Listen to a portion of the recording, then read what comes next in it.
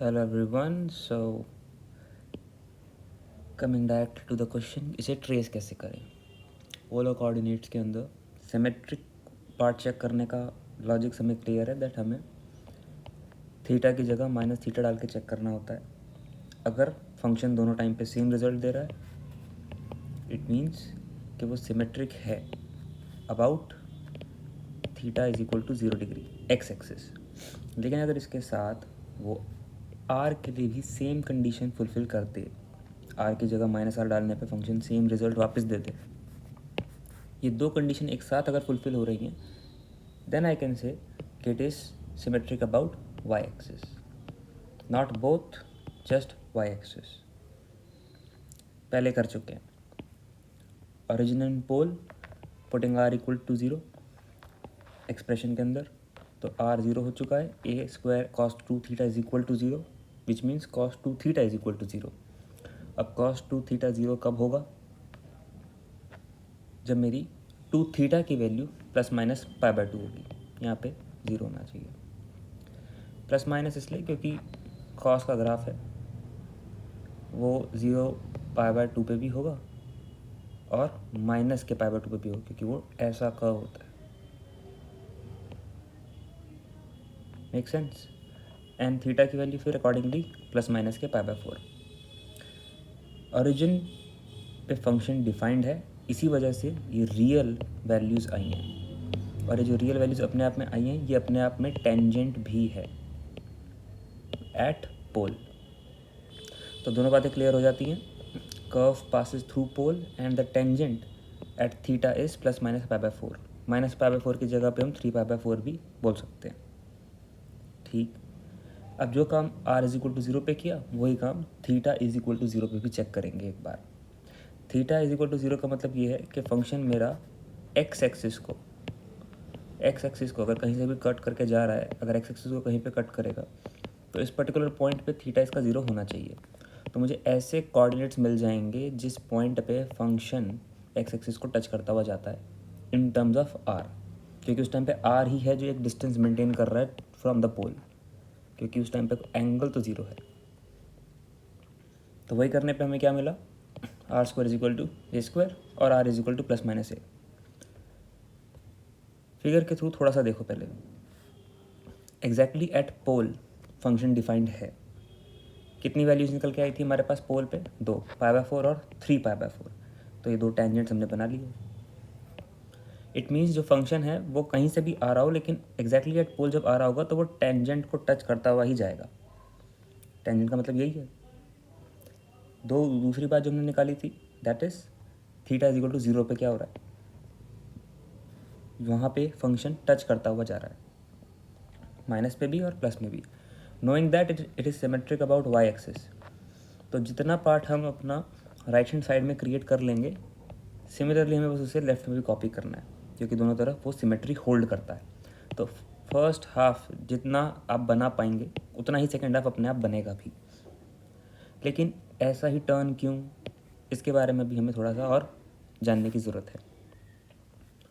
उसके लिए हमें क्या चाहिए? अच्छा हाँ, बिफोर हम आगे बढ़ें, कर्व में कोई एसिम्टोट नहीं है. अब पता कैसे चलता है कर्व में कोई एसिम्टोट है या नहीं है? ये है मेरे पास. और कंडीशन क्या है? ऐसा कोई थीटा ढूंढ के निकालो जिसमें आर इन्फिनिटी की तरफ टेंड हो जाए. इट मीन्स कि इसके अंदर मैं कॉस 2 थीटा के अंदर ऐसा क्या वैल्यू पुट करूं जिससे आर मेरा इन्फिनिटी की तरफ चला जाए. एंड सरप्राइजिंगली नॉट, बट आप पाएंगे कि इसके अंदर ऐसा कोई थीटा एग्जिस्ट नहीं करता क्योंकि कॉस है वो मैक्स टू मैक्स +1 तक जाएगा या -1 तक जाएगा.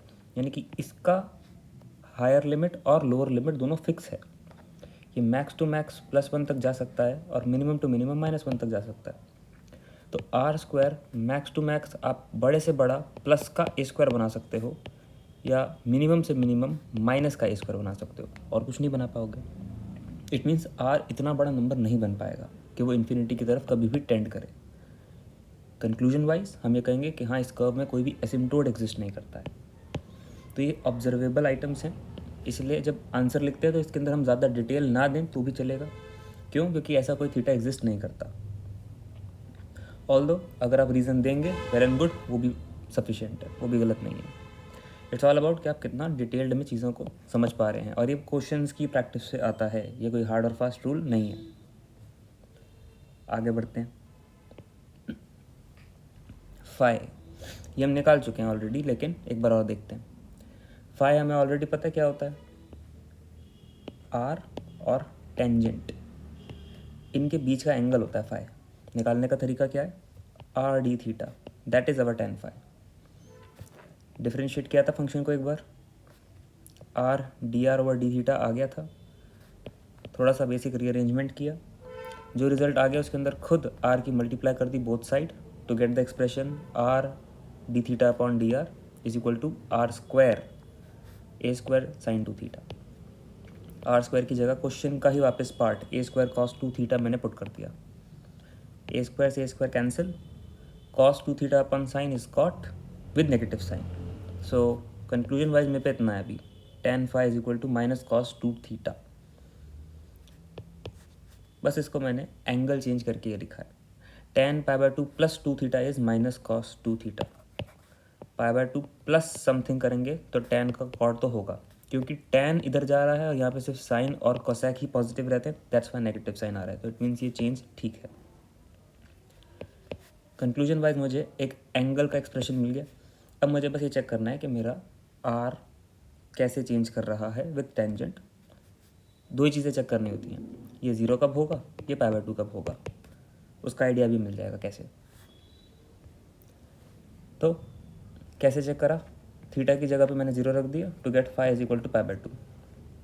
मतलब क्या हुआ इस बात का कि जब थीटा ज़ीरो है, इट मीन्स मेरा कर्व कैसा ही रैंडम रहा हो, पर जब वो एक्स एक्सिस को कट करता हुआ जाता है, उस टाइम पे जिस पॉइंट पे भी वो कट करता हुआ जाता है, उस पॉइंट पे phi is pi by two, means कि वो आर के साथ, ये आर है distance of the function from that point, pole से आर से परपेंडिकुलर एंगल बना रहा है, टेंजेंट कर्व पे लाई करने वाली लाइन परपेंडिकुलर बना रही है आर के साथ। फंक्शन मेरा कहीं से भी मूव करता हुआ जा रहा है, पर जब भी वो एक्स एक्सिस को कट करता है, जिस पॉइंट पे भी कट कर रहा है, ऑब्वियसली आर तो है मेरे पास, which is currently in this particular case is a is the distance, a is r, shortest distance from the pole. R उस टाइम पे परपेंडिकुलर है टेंजेंट के साथ। ये बात कौन बता पाया, फाई। इससे मुझे कंक्लूजन मिला कि जिस भी पॉइंट पे मेरा फंक्शन एक्स एक्सिस को कट कर रहा होगा, वहाँ पे एक टेंजेंट एग्जिस्ट करती है। ये अगर टेंजेंट ना होती तो मेरा फंक्शन ऐसे भी जा सकता था, मेरा फंक्शन शार्प टर्न ना लेने के बजाय एक स्मूथ टर्न भी ले सकता था, जिस पे टेंजेंट स्लेंट होती, परपेंडिकुलर ना होती, लेकिन वो परपेंडिकुलर है, ये बात फाई से पता चलती है। Phi is pi by two at theta is equal to zero. Theta zero पे मेरा जो फंक्शन है उस टाइम पे ए कॉमा ज़ीरो पे मिलेगा, और उस पॉइंट पे एक टेंजेंट एग्जिस्ट करती है, जिसकी वजह से यहाँ पे अब मैंने टेंजेंट एक डॉटेड फॉर्म में लिख दी थी। ईजी टू अंडरस्टैंड और नॉट, ये चीज़ एक बार हो तो क्लियर करना। ऑल्सो ये वही है प्रीवियस डेटा कि थीटा ज़ीरो पे हमने आर ऑलरेडी निकाल रखा है, तो टेंजेंट यहाँ पे भी मिली और टेंजेंट यहाँ पे भी मिली। इट मीन्स फंक्शन मेरा यहाँ भी कट करके जा रहा था, पोल पे भी कट कर रहा था, पोल पे ऑलरेडी टेंजेंट्स दो हैं, और ए पॉइंट पे भी टेंजेंट्स एग्जिस्ट करती हैं जो फाई से निकली। अब theta is equal to 0 degree से theta is equal to pi by 4 degree के बीच में ये जो फंक्शन है ये कैसा बिहेव कर रहा है, आर बढ़ रहा है थीटा के बढ़ने से या आर घट रहा है, वो कैसे चेक करें। आप एग्ज्यूम करके देखो कि ये एक पॉइंट है और ये थीटा इज इक्वल टू 0 की लाइन है। इस टाइम पे थीटा डिग्री 0 है और इस टाइम पे आर ये जो लेंथ है, ये डिस्टेंस है, वो मैक्सिमम है। थीटा की वैल्यू बढ़ रही है और उस टाइम पे जो आर है, डिस्टेंस है, वो धीरे धीरे छोटा हो रहा है। ये तो ग्राफ है, बना बनाया है, लेकिन ये बात मेरे को इक्वेशन से कैसे पता चलेगी, टेन थीटा निकाल के। D r over d theta निकाला। ये d r over d theta बार बार नहीं निकालना पड़ेगा, एक ही बार जब आप फाई के लिए सॉल्व करने के लिए से एक बार डिफ्रेंशिएट करेंगे ना, वहीं से ही दो चीज़ें निकल के आ जाती हैं। तो फाई के लिए आप रिजल्ट बनाना शुरू कर देते हैं, साथ ही साथ आपके पास d theta over d r या d r over d theta का रिजल्ट आ जाता है। बस उसी रिजल्ट को दोबारा से ही इस्तेमाल करना है। क्या चेक करने के लिए, कौन सी रेंज में ये फंक्शन थीटा में, दैट्स वाई मैं थीटा की रेंज पहले डिसाइड करूँगा खुद। ये मुझे पता है कि π/4 पे एक टेंजेंट थी, मुझे पता है 0 एक लाइन है जिस पे कट करके जा रहा है, तो देखने ज़रा 0 से π/4 के बीच में कर क्या रहा है। ऐसे ही 3π/4 से पाई के बीच में, π/4 से 3π/4 के बीच में ये कर क्या रहा है फंक्शन। आर रिड्यूस हो रहा है, इंक्रीज़ हो रहा है, कैसा बिहेवियर है उसका वो ऑब्जर्व करते हैं।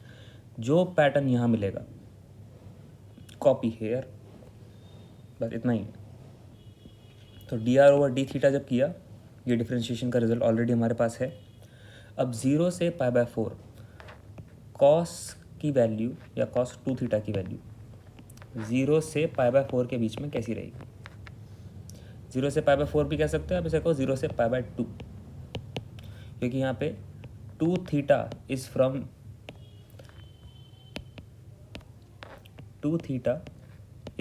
0 to π/4 चेक हो रहा है। इट मीन्स अगर मैं 2 को बोथ साइड डिवाइड कर दूँ 0 से π/8, थीटा को मैं इस टाइम पे चेक कर रहा हूँ 0 से π/8 के बीच में। π/4 इज़ 45 डिग्री, उसका और हाफ बेसिकली ये जो नंबर लिखा हुआ है यहाँ पे। इट मीन्स ये बस एज्यूमिंगली कि मैं 0 से 30 डिग्री के बीच में देखना चाहता हूँ कि कॉस का फंक्शन या साइन का फंक्शन किस तरीके से बिहेव करता है। ग्राफ नहीं बनेगा, बस साइन कॉस की स्टडी करना आना चाहिए हमें। क्या हमको पता है कि साइन का ग्राफ ऐसा होता है और कॉस का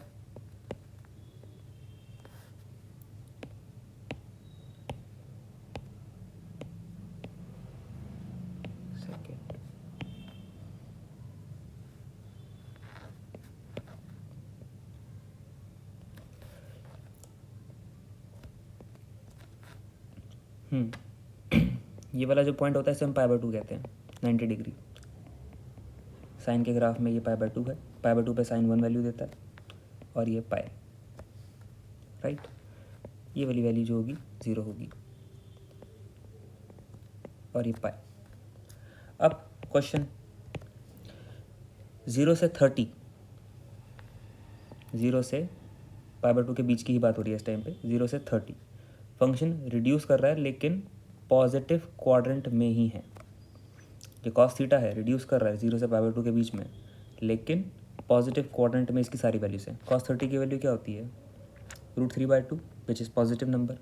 साइन 30 की वैल्यू इस टाइम पे हाफ होती है which is again positive number. तो वो ये फर्स्ट क्वाड्रेंट में है। ऐसे ही 0 से π/2 के दौरान भी ये फर्स्ट क्वाड्रेंट में ही है। इट मीन्स अगर मैं कह रहा हूँ कि π/2 से पाई होता तो वैल्यूज़ नेगेटिव होती, पाई से 3π/2 होता वैल्यू नेगेटिव होती, 3π/2 से 2π की तरफ जाते फिर पॉजिटिव वैल्यू लेता। कॉस इसी तरीके से वर्क करता है।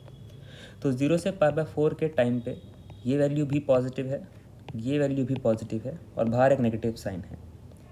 इट मीन्स कि d r over d theta negative रहेगा for all the values of theta that lies between 0 to π/4। 0 से π/4 के बीच में आप कोई भी वैल्यू डालेंगे उस पर d r over d theta negative ही रहेगा। नाउ नेगेटिव होने का मतलब ये है कि जैसे जैसे थीटा इंक्रीज करेगा आर डिक्रीज करेगा। ये नोट्स में लिखा हुआ है, D r over d theta negative हो तो क्या होता है, पॉजिटिव हो तो क्या होता है। तो नेगेटिव है तो वो क्या नेचर दिखाएगा, जैसे जैसे आपका थीटा इंक्रीज करेगा वैसे वैसे आपका आर डिक्रीज करेगा। मैं यहाँ से कर्व क्यों लेके आ रहा हूँ, बिकॉज इस पॉइंट पे टेंजेंट बनानी ही है। टेंजेंट तब बनती है और वो भी परपेंडिकुलर आर के साथ। तो ये टेंजेंट परपेंडिकुलर होगी तो इसलिए एक आपको स्ट्रेट कर्व नहीं, एक थोड़ा सा हाई पिच कर्व मिलेगा क्योंकि यहाँ पे टेंजेंट परपेंडिकुलर होनी है। उसके बाद जाके ये वैल्यू को पोल पे टच करना है, तो इसलिए कर्व ऐसा बनाया है। हालांकि बहुत इतनी टेक्निकलिटी एकदम डिटेल में कर्व कैसा होना चाहिए उस पर ज़्यादा जोर नहीं, एक आइडिया होना चाहिए कि हम कर्व बना रहे हैं बस यहाँ पे, ठीक।